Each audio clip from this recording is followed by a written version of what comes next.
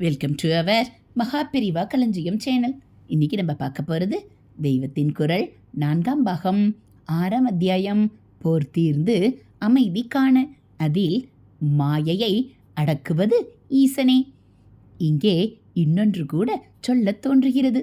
பிரகிருதியில் ஜீவனை பிரவர்த்திக்க விட்டவன் எவனோ அந்த ஈஸ்வரனின் கிருபை இருந்தால்தான் அதிலிருந்து ரிலீஸ் ஆகி மோட்சம் அடையலாம் என்பது சம்பந்தமான விஷயம்தான்.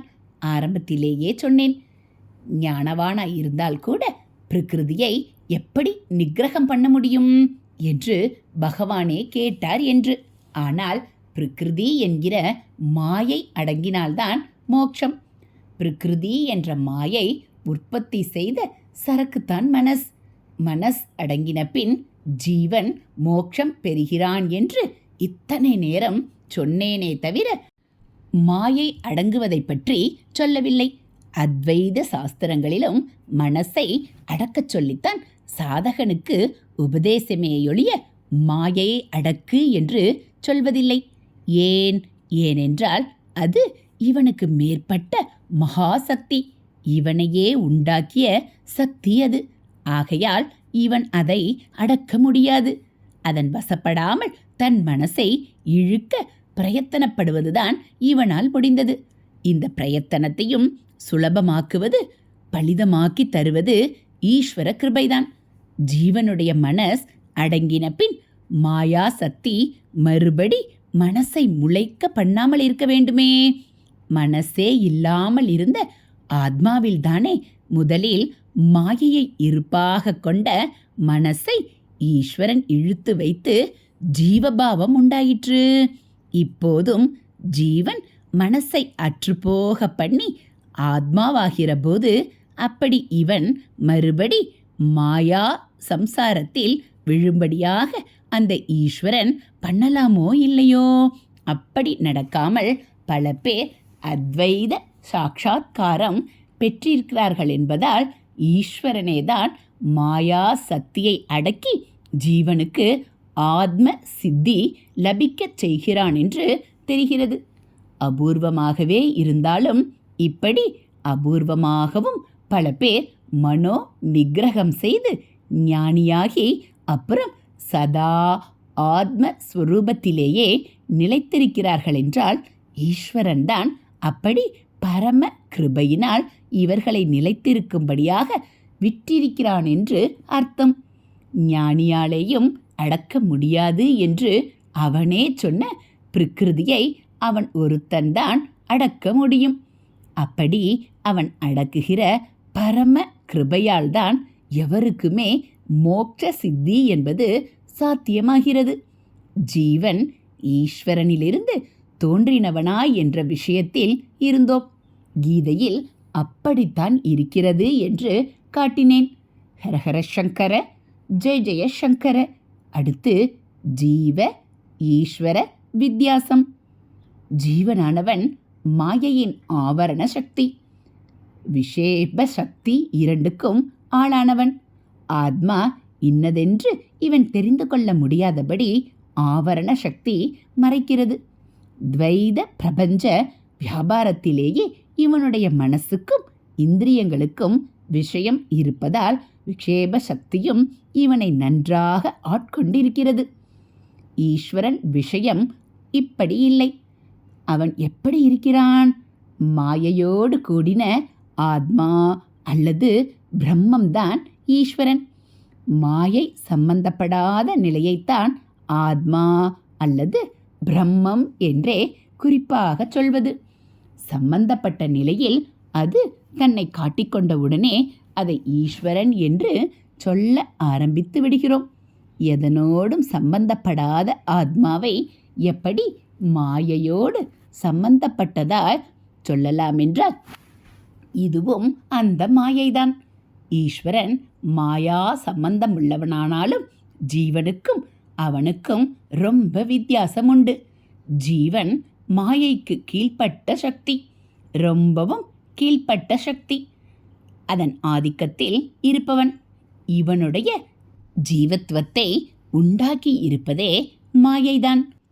ஆத்மாவை பிரம்மத்தை ஈஸ்வரன் என்று வேறு போல் ஆக்கியிருப்பதும் மாயைதான் என்றாலும் இது அவனே செய்து கொண்ட விளையாட்டுதான். மாயையை அவன் அடக்குவான். மாயை அவனுக்கு அதீனமானது. அவன் மேல் அது ஆதிக்கம் செலுத்தவே முடியாது. பிரம்மத்தினிடத்தில் அதை கொண்டே மாயா சக்தியால் ஜகத் தோற்றத்தை அவன் கல்பித்து அதன் மாயையின் விக்ஷேப சக்திக்கு பாத்திரனாக மட்டும் அத்வைத சாஸ்திரங்கள் சொல்லும். ஆனாலும் பிரம்மத்தை அவனிடமிருந்து மாயையாலும் மறைக்க முடியாததால் அதன் ஆவரண சக்திக்கு அவன் கொஞ்சமும் ஆளாவதில்லை என்று அவற்றில் சொல்லியிருக்கிறது. பிரம்மத்தை அவனிடமிருந்து மறைக்க முடியாது என்பதற்கு அர்த்தம் அவன் எப்போதும் உள்ளுக்குள்ளே பிரம்மமாகவே இருக்கிறான் என்பதாகும். வெளியிலே இத்தனை கூத்து இருந்தாலும் அவனது ஆத்ம ஞான நிலை கொஞ்சம் கூட பாதிக்கப்படுவதில்லை. ஹரஹர சங்கர, ஜெய ஜெயசங்கர. அடுத்து துவைதத்திலிருந்து அத்வைதத்துக்கு.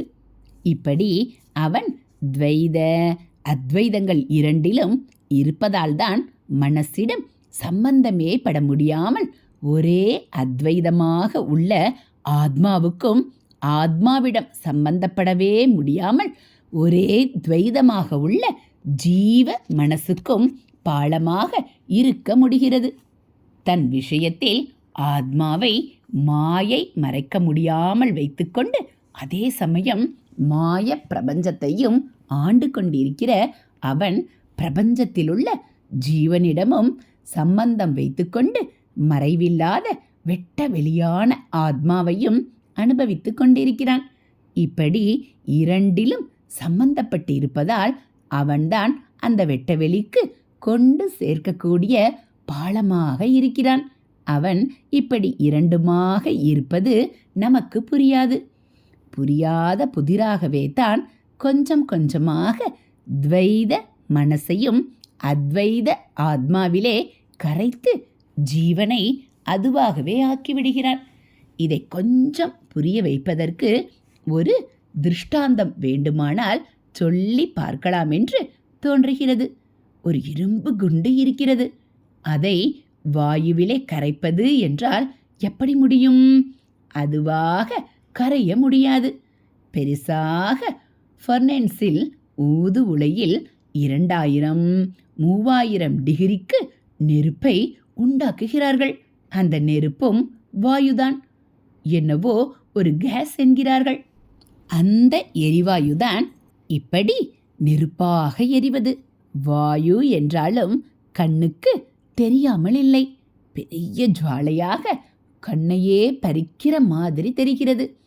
இப்படிப்பட்ட ஜுவாலையில் காய்ச்சினால் அத்தனை கெட்டியாக இருந்த இரும்பு குண்டும் இலகி திரவமாகி அப்புறம் அந்த திரவமும் வாயுவாகி மறைந்து போய்விடுகிறது. இப்படித்தான் மாயையில் போட்டு நன்கு கிட்டித்த அந்த கரணம் குண்டு மாதிரி குண்டாக ஆத்மாகாசத்தில் ஆத்மா என்ற வாயு வெளியில் என்று வைத்துக்கொள்வோம். அதில் கரைய முடியாமல் தனக்கு தனியான ஜீவ பாவத்தை கற்பித்து கொண்டு கிடக்கிறது. வாயுவாக இருந்து கொண்டிருந்தாலும் ஜோதிஸ் என்ற ரூபத்தோடு கூட இரும்பை தொட்டு அதற்குள்ளே தன் சக்தியை செலுத்தி உருக்குகிற ஜுவாலை மாதிரி ஈஸ்வரன் இருக்கிறான். ஆத்மாவை போல் இல்லாமல் இவன் ஜீவனோடு சம்பந்தப்பட முடியும். அவனுடைய மனசை உருக்கி இழக்க முடியும். அப்புறம் வாயு மாதிரி பரவி பறக்க வைக்க முடியும். ரூபமற்ற வாயு போன்ற தன்னுடைய ஆத்ம ஸ்வரூபத்திலேயே இந்த மனசும் இரண்டரச் சேர்ந்து மறையும்படியாகவும் பண்ண முடியும். ஹரஹர சங்கர, ஜெய ஜெய சங்கர. ஹரஹர சங்கர, ஜெய ஜெய சங்கர. பெரியவாச்சரணம். இதுபோல் தெய்வத்தின் குரல் பகுதிகளை நீங்கள் தினந்தோறும் கேட்கணும் அப்படின்னா மறக்காமல் நம்ம சேனலை சப்ஸ்கிரைப் பண்ணுங்கள். கூடவே பெல் ஐக்கானையும் கிளிக் பண்ணி ஆளுங்கிற பட்டனையும் அழுத்திடுங்க. அப்போ நம்ம போடக்கூடிய தெய்வத்தின் குரல் பகுதிகள் உங்களுக்கு உடனே நோட்டிஃபிகேஷனாக வந்துடும். நீங்களும் தெய்வத்தின் குரல் பகுதிகளை தினந்தோறும் கேட்கலாம்.